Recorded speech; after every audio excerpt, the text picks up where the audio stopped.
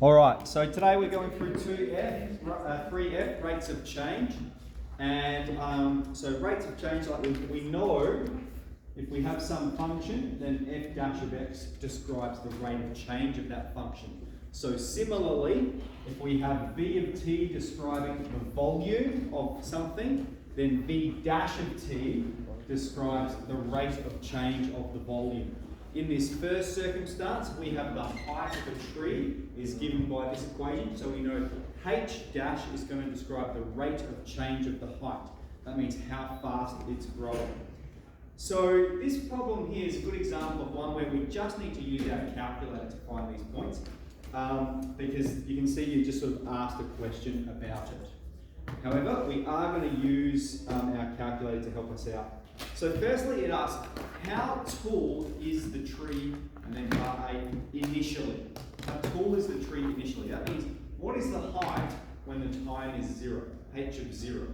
And so we could calculate that by putting 0 in here, 12 on 1 plus e to the power of 5. So we could calculate that number. We could leave it like that because that's the exact value. I've got the graph here, and I'm just going to change my B window a bit so I can see it properly. Let's crank that out to 15 and crank the max up a bit. Okay, and I want to know what is the y-intercept? What is the y value when x is 0 and time is 0? The height is 0.08. Okay, what's the unit we're talking about? The height of the tree is in meters, time is in years. So initially it's 8 centimeters tall, isn't it? Okay, how about after 6 years? That's going to be h of 6. And so there's a couple of ways we can do it, isn't there? We can press trace, and we want to know when time is 6. When x is 6, we've got y is 8.77 meters. Okay.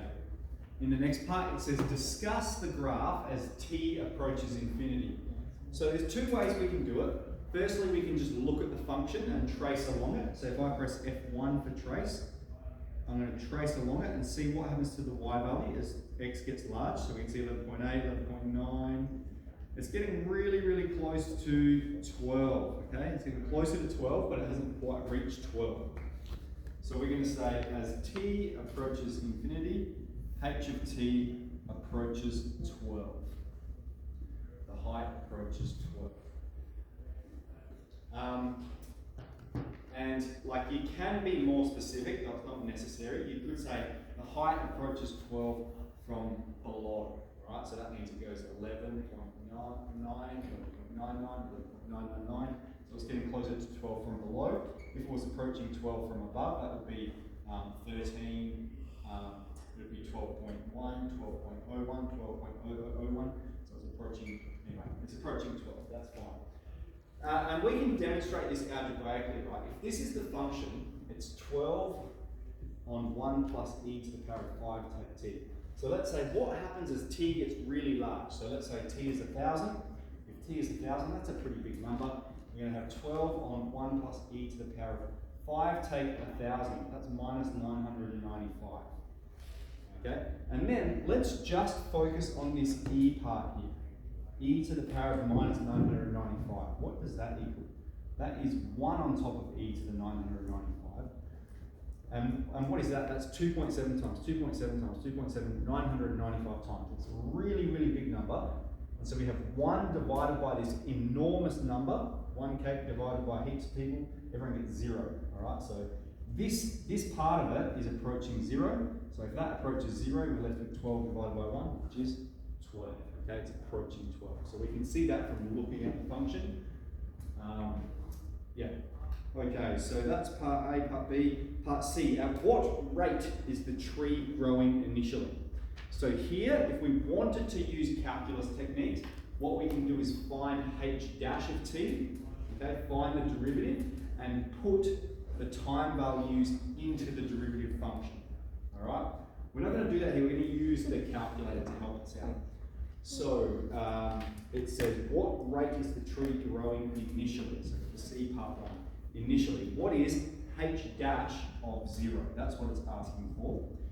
And And so with our calculator, right, there's two ways we could do it. We could graph the derivative function. Okay, we know how to do that. But instead what I'm going to do, on our calculator, if we press Shift menu, there is the derivative option. Okay, and what we want to do is we want to turn that on, make sure it's turned on. And now, when we trace along the function, it pops up with the x value, the y value, and the slope. You can see the dy on dx, that's the derivative at that point. We want to know the derivative when the time is 0. When the time is 0, dy on dx is positive, 0.0797. Okay, and rate of change is always y per x. What do we have on the y-axis? Height in meters. What do we have on the x-axis? Time in years. So meters per year. The tree is growing at a rate of 0.0797 meters per year. Initially, that's when time is 0. All right, next part, H dash part 2. What about after 2 years? What's the rate of change after 2 years? What is H dash of 2? So again, you could graph the derivative function, you could find the derivative and put the number 2 in it, or you can just refer to the original function. We're tracing along, we're going when time is 2, what is the rate of change? We've got 0.542 meters per year. Alright, so after 2 years it's growing a bit faster, about 0.542 meters per year. Okay, so that's how we can use our calculator. When is the tree growing at the fastest rate? When is the tree growing fastest? What does that question mean? Okay, the rate of change, alright, H dash is the rate of change, and we're saying, when is H dash fastest? When is it largest? When is it maximized? That is, when is it steepest? When is the slope the steepest? Because slope is the rate of change. When is the rate of change maximized? It's when the slope is going to be at its largest value. So we can look along there. I'm just going to draw the function up here to show you guys. So it's sort of like that. When is it steepest? Okay. Well, it's not very steep here, and it is very steep about here somewhere, isn't it? And then it sort of plateaus off a bit. So the steepest point is around here somewhere. We're going to g-solve its exact value, but here's the point, okay, is that points of inflection correspond with the greatest rate of change, okay? And why is that true? If we flick back, we have, I'm going back to D2 here, I'm just going to read this point out to you. Points of inflection on f of x are stationary points on f dash of x. What is a stationary point? A local max or a local min. We're asked, when is the rate of change maximized? That's when the derivative function is maximized. What does that correspond with? Point of inflection on the original function. Okay, so how are we going to get that? You can't just press g-solve point of inflection. Okay, so we do need to sketch the derivative here. So I'm going to hop out here and I'm going to go, rather than even finding, I don't have to do any differentiation here. I'm just going to go option, calc, draw the derivative for me please, sir, of y1. I might need to close the bracket, let's see. No, it tolerated it. And what I'll do is I'll unselect the first function. Okay, now this graph is a graph of the rate of change. And we're asked, when is the rate of change maximized? So I'm just going to g-solve max. And we're asked the time value. When is the rate of change maximized? It's when, what's this part? Part D. Maximized when t is 5 years. We should have a quantity. And it is 5.00002, but we don't consider the 2 because it's a non-significant figure. All right, so that's the first one. Any questions about that? Splendid. Let's move on to the next one. We'll sketch the function here. First, we'll start with the function minus ln of 1 plus 0.9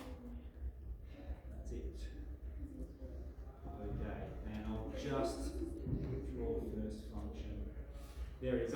You'll be able to see it a bit better than me because you have colours, but that's what the function looks like. And let's start answering the questions. How much, so what's the context of the question here? Let's consider that because that's probably important. The volume. Alright, if it doesn't look like it, don't worry about it. I'm going to solve your calculator problems later. Let's just go through a few of the sand tanks.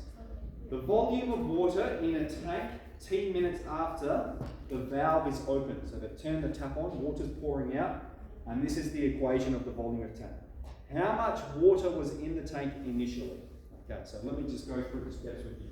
When water in the tank initially, that means what's the volume when time is 0? Volume's on the y-axis, so I'm just going to calculate the y-intercept. When time is 0, the volume is 2.995. Okay, and it's a 3 significant figures, that's 3 kiloliters. Okay, when is the tank fully empty? When is the tank empty? Hence, state an appropriate domain for the function. The tank is going to be empty when the volume is 0. So that's when V of t equals 0. What is the volume function? Okay, it is minus ln of 0.1 times t plus 0.5 equals 0. Now just quickly, you may be getting an error if you didn't put as many brackets here as I've got. And the reason is it's going to calculate ln of 0.1, which is a number, and then it's going to multiply it by that. No, you need to make sure you've got 2 sets of brackets there. So we're going to solve this anyway. The first thing we're going to do is divide by minus 1 to get rid of it. So we're not interested in the negative. So we'll have this statement next.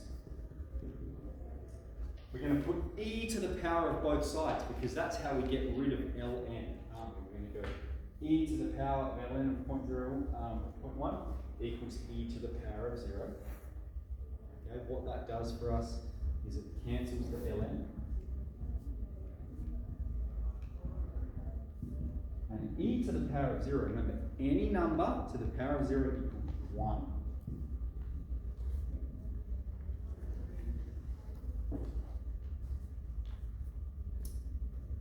Okay, at this step you can think of it 2 ways. You can think of it as dividing both sides by 0.1, or how do we get rid of 0.1? Multiply by 10. If I times both sides by 10, I'm going to have t plus 0.5 equals 10. Take 0.5 from both sides. T is 9.5.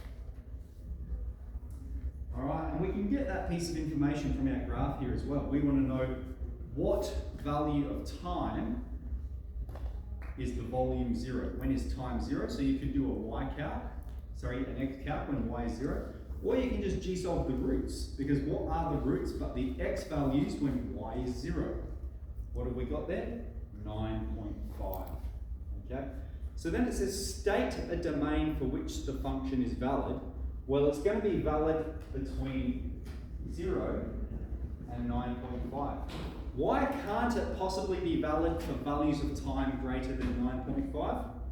Because if we look at the graph, it has negative volume. It goes below the x-axis.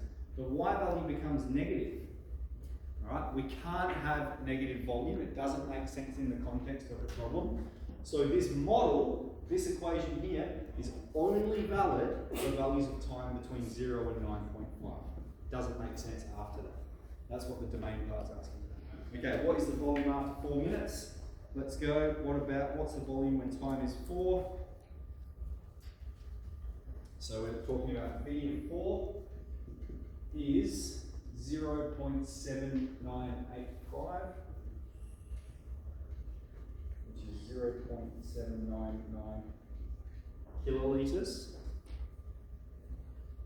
When is there 1 kiloliter of water? I'll come up on this board. Okay, so we'll find exactly when there's 1 kiloliter and then we'll g-solve it. It's a repeat of this. We have minus ln of 0.1 times t plus 0.5 equals 1. When does the volume equal 1?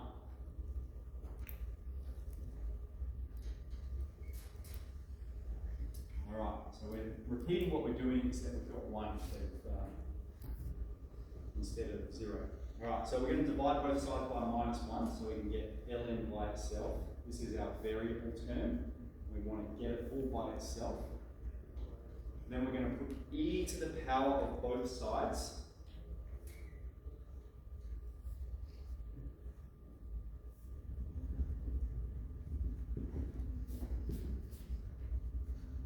We're going to times both sides by 10.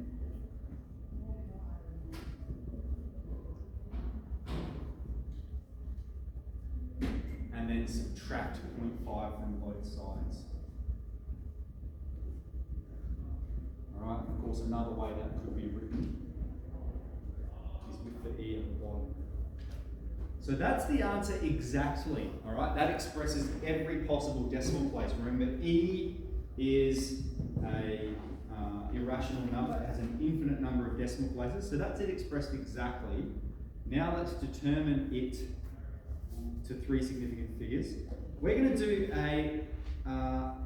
an x calc. We want the time value, don't we? We want the time value when the volume is 1 kiloliter. And that will simplify to 3.178, which is 3.18.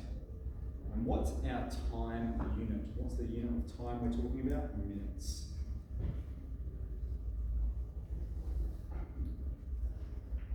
Okay, so we have 3.18 minutes when the tank has a volume of 1 kiloliter. Okay, at what rate is water leaving the tank initially? Maybe I'll just talk about another way we can answer this, is we could write that is 3 minutes, and how many seconds is it? Okay, if we want to figure out how many seconds it is, we're going to do 0.18 times 60. Okay, that's going to tell us how many seconds.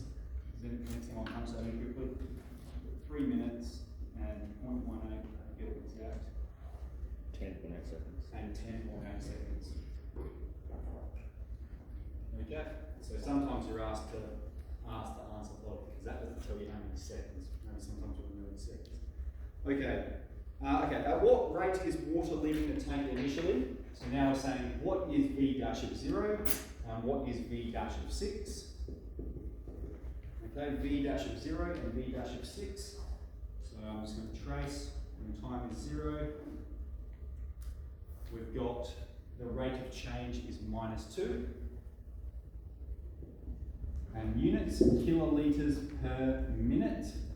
Alright, so it's rushing out, the volume is decreasing, 2,000 litres per minute, and then when time is 6, we've got minus 0.153 kilolitres per minute. Alright, there is a question over leaf. It says, when is water leaving the tank at the highest rate? So I'm just going to change my V window a bit so we can see the graph more clearly. So I know I've restricted X from 0 to 9.5, right? And I know the highest value of Y, when time is 0, it's 3 kilolitres and volume is just leaking out. So for my Y, I'm just going to go from 0 to 3. So that's how, I'm going to go to 3.1.